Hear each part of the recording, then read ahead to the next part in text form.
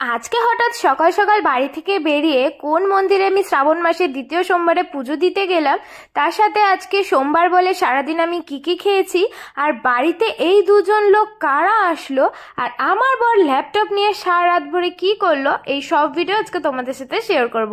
So hello guys, কেমন আছো তোমরা সবাই? আশা করি সবাই খুব ভালো আছো। আর একটা নতুন মিনি ব্লগে তোমাদের সকলকে ওয়েলকাম। যেহেতু শ্রাবণ মাসের দ্বিতীয় সোমবার ছিল, তাই সকাল সকাল তাড়াতাড়ি করে স্নান টান করে চলে গেছিলাম আমি আমার বাপের বাড়িতে। আর গিয়ে দেখি আমার বোন তো স্কুলে যাওয়ার জন্য পুরো রেডি হয়ে গেছে, আর এদিকে দেখে আমার আর এক বোন পড়তে পড়তে ঘুমিয়েই পড়েছে।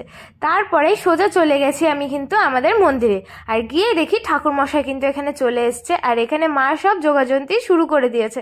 তাড়াতাড়ি করে আমি চলে গেলাম ঘরে, আর ঘরে গিয়ে মাকে বললাম যে আমি তো একটাও শাড়ি আনিনি, তোমার একটাই সবুজ কালারের শাড়ি দাও, আমি সেটাই পরবো। আর মা আমাকে এই শাড়িটাই বের করে দিল। এই শাড়িটা হচ্ছে আমার বিয়ের সময় তত্ত্বেই পাওয়া শাড়ি, ওই বাড়ি থেকে মাকে দিয়েছিল। আর মা কিন্তু এই শাড়িটা পরে নিয়েছে, আর এদিকে বাপিও পাঞ্জাবি পাঞ্জাবি করে পাগল করে দিচ্ছিল যে কতক্ষণে পাঞ্জাবি দেবে আর বাপি কতক্ষণে পুজো দেবে। মা রেডি হয়ে গেছে, বাপিও রেডি হয়ে গেছে, তাই আমি কিন্তু তাড়াতাড়ি করে এই শাড়িটাই পরে নিয়েছিলাম। শাড়িটার একদম নতুন, একদিনও মা ইউজ করেনি, আমি প্রথম ইউজ করলাম। তারপরে চলে এসেছি মন্দিরে, আর এসে দেখি বাপি তো সবার ফার্স্টে বাবার মাথায় জল ঢেলেছে। তো বাবার জল ঢালা হয়ে গেছে, তারপরেই কিন্তু আরতি শুরু হয়ে গেছিল, আর এখানে দেখো পঞ্চপ্রদীপও জ্বালানো শুরু হয়ে গেছে। তাই আমরা কিন্তু তাড়াতাড়ি করেই প্রদীপের শিখাটা নিয়ে নিয়েছি। তারপরে আরো কি সব করে সেগুলো কিন্তু সমস্ত কিছু কমপ্লিট হয়ে গেছে। তারপরে কিন্তু আমাদের জল ঢালার পর্ব এখানে এক এক করে স্টার্ট হয়ে গেছে। সবার ফার্স্টেই কিন্তু আমার পিসি বাবার মাথায় জল ঢালবে।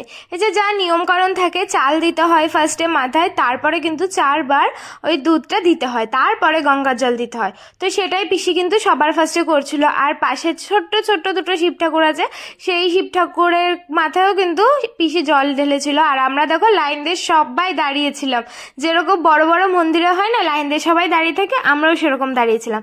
তারপরে কিন্তু আমার পালা চলে এসেছিল, আর এখানে কিন্তু আমি দাঁড়িয়ে পড়েছিলাম। সবার ফার্স্টে কিন্তু মা আমাকে এই নীলকণ্ঠর মালা আর বেলপাতার মালা দিয়েছিল, যেটা কিন্তু আমি ওই শিব ঠাকুরের যে মূর্তিটা রয়েছে তার গলায় কিন্তু পরিয়ে দিয়েছিলাম, আর আমার বোন কিন্তু রজনীগন্ধার মালা পরিয়েছিল। তারপরে এই যে আমার হাতে কিন্তু মা চাল দিয়ে দিয়েছিল। তারপরে আমি ঠাকুরমশাইয়ের সাথে একটু মজা করছিলাম যে তুমি মন্ত্র পড়া শুরু করো। আর ঠাকুরমশাইয়ের সাথে এরকমই মজা করি, কেন জানো তো? কারণ এই ঠাকুরমশাইয়ের সাথে আমাদের বহুদিনকার সম্পর্ক। ইনি আমাদের মন্দির প্রতিষ্ঠার সময় ঠাকুর প্রতিষ্ঠা করেছিল, তারপরে ইনি কিন্তু আমাকে বিয়ে দিয়েছিল। তোমরা যারা আমার বিয়ের ভিডিও দেখেছো তারা কিন্তু অবশ্যই জানো। তাই ঠাকুরমশাই পুরো আমার নিজের দাদুর মতো। তো তারপরে কিন্তু আমার এখানে বাবার মাথায় হচ্ছে চাল দেওয়া হয়ে গেছে। তারপরে এখানে যে দুধ, ঘি, মধু, তারপরে চন্দন, চিনি আর দই দিয়ে একসাথে ওই মিশ্রণটা বানিয়ে কিন্তু বাবার মাথায় জল ঢালা হলো। তো আমি কিন্তু মোট 4 বার জল ঢেলেছিলাম। 4 বার করে চাল দিতে হয়, 4 বার করে জল ঢালতে হয়। সবার লাস্টে কিন্তু আমি গঙ্গার জল ভালো করে পরিষ্কার করে দিয়েছি। তারপরে বেলপাতা, ধুত্র ফুল, আকন্দ ফুলের মালা সমস্ত কিছু কিন্তু বাবাকে পরিয়ে দিয়েছি, আর ভালো করে মন ভরে কিন্তু আমি আশীর্বাদ চেয়ে নিয়েছি। তারপরে কিন্তু ধূপকাঠি আর মোমবাতিও জ্বালিয়ে দিয়েছি বাবার সামনে। তোমরা কে কে শ্রাবণ মাসে তো উপোস থাকো আমাকে কিন্তু অবশ্যই কমেন্টস করে জানাবে। তো তারপরেই ফল প্রসাদ খেয়ে কিন্তু আমি ঘুমিয়ে পড়েছিলাম। আর এদিকে মা ঘুম থেকে ডাক দিচ্ছিল বিকালবেলাতে, আর রাস্তাতে ফুচকালে যাচ্ছিল, আর বোনরা বায়না করেছিল ফুচকা খাবে। তাই আমিও চলে এসেছি কিন্তু বোনদের সাথে এখানে ফুচকা খেতে। আর এই ফুচকার টক জলটা দেখো, দেখে কি লোভ লাগছে না? মাকে কতবার বললাম, বাট মা বললো যে মা এই মাসে টক খাবে না, তার জন্য মা আসলো না, মা দূরেই বসেছিল। আর এখানে আমরা 3 বোন মিলে কিন্তু ফুচকা খাওয়া শুরু করে দিয়েছি। এবার আমি ফার্স্ট ফুচকাটা যখন খেলাম আমার এত টেস্টি লেগেছে, ফার্স্টে ভেবেছিলাম 10 টাকার করে খাবো। তারপরে আমি ভাবলাম যে 10 টাকার করে খেয়ে মন ভরবে না, কারণ এত সুন্দর ফুচকা ছিল। তাই আমরা কিন্তু 3 বোন মিলে 20 টাকা 20 টাকা করে ফুচকা খেয়েছিলাম। ফুচকাটা সত্যি খুব সুন্দর ছিল।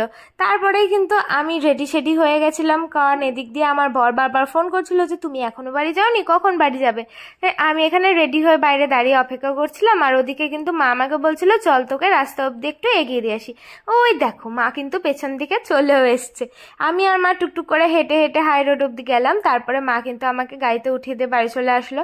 আর বাড়িতে এসেই দেখো ঠাকমা করেছিল কিন্তু পায়েস, আর পায়েসের ভিতরে অনেক কিছু দেওয়া ছিল, কাজু কিশমিশ। তো আমি কিন্তু এই পায়েস খেতেই লেগে গেছিলাম, কারণ সেই একটা মাত্রই আমি মিষ্টি আর একটা কলাই খেয়েছিলাম আর ওই ফুচকা। তো তাই আমি তাড়াতাড়ি করে কিন্তু এখানে সন্ধ্যাবেলায় পায়েস খেতে লেগে গেছি। ওখানে আমার বরকেও কিন্তু এক বাটি দিয়ে দিয়েছিলাম।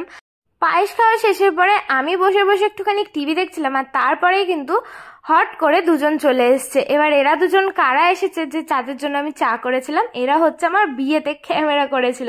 এখানে আকাশদা আর সৌভিক এসেছিল আমার বিয়ের ভিডিও আর ক্যামেরা দিতে। দেখো কিছু কিছু ছবি তোমাদের সাথে শেয়ার করলাম। ছবিগুলো প্রচন্ড হেজি এসেছে যেহেতু ল্যাপটপ থেকে তোলা ছিল, তো তোমাদের সাথে পরে শেয়ার করব যখন আমার বিয়ের অ্যালবামটা হয়ে যাবে।